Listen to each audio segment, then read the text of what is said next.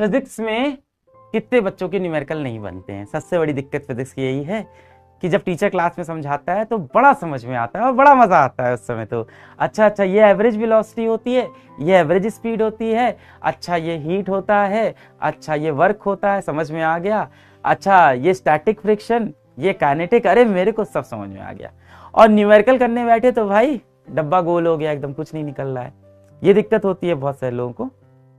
अब बात ये है कि इसको हम लोग सॉल्व कैसे करें। इस प्रॉब्लम करना भी पड़ेगा भाई, एमबीबीएस में जाना है तो, नीट में जाना है तो सॉल्व करना पड़ेगा। इसका सबसे सिंपल और सबसे पहला तरीका है कि क्लास के नोट्स में जितने क्वेश्चंस हो, ध्यान से सुनना आप, जितने क्वेश्चंस हो क्लास के नोट में, जितने भी क्वेश्चंस हो आपके पास, टीचर बहुत सारे क्वेश्चंस कराता ही आपको, जितने क्वेश्चंस हो उन सभी को रिवाइज कैसे करना है, उनको रिवाइज करें।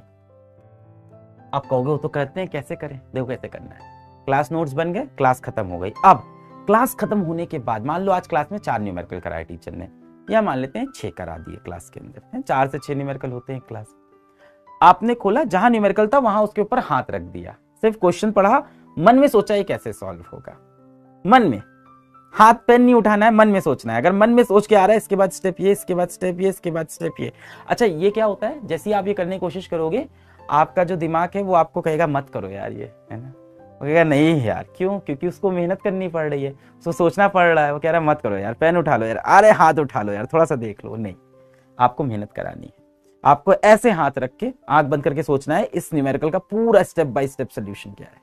न्यूमेरिकल्स के लिए बता रहा हूं, स्टेप बाय स्टेप सोल्यूशन दिमाग में सोचना है।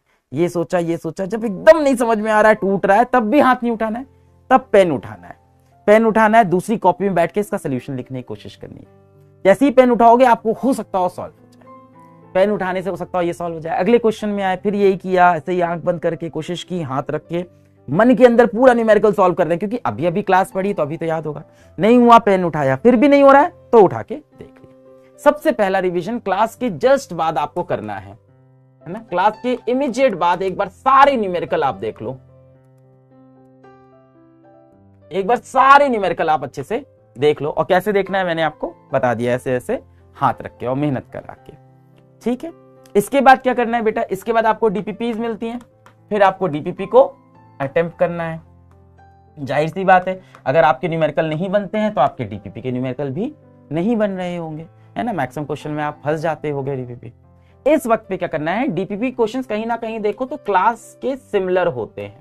आपको सोल्यूशन नहीं देखना है बेटा, दिमाग जो होता है ना हमारा, सबसे आसान रास्ता बताता है, हमेशा सबसे आसान रास्ता बताता है। और ये अच्छी चीज भी है इंसानी दिमाग की, तभी तो हम मशीन बनाते हैं अपने अगल बगल, ताकि हमारा काम आसान हो जाए, है ना। पहले हम हाथ से लेके ऐसे ऐसे पंखा चलाते थे, मेहनत लगती थी गर्मी पंखा चलाने में। फिर क्या हुआ, फिर हमने वो पर्दे वाला पंखा बना दिया, ऐसे धागा खींचते रहो, पर्दा चलता रहेगा। फिर क्या हुआ, हमने कहा इससे भी काम नहीं बन रहा है, हमने पंखा ही बना दिया, इलेक्ट्रिसिटी से पंखा चलने लग गया है ना। तो इंसान हमेशा मेहनत बचाता है, वो तो सही है।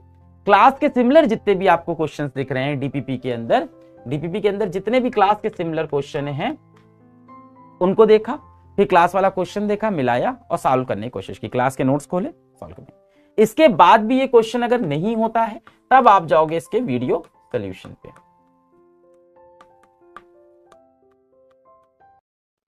और वीडियो सोल्यूशन तब देखोगे, या हो सकता हो टेक्स्ट सोल्यूशन देख लो, और फिर वीडियो सोल्यूशन देख के इसको सॉल्व करोगे। फिर इसके बाद इसको भी रिवाइज करोगे।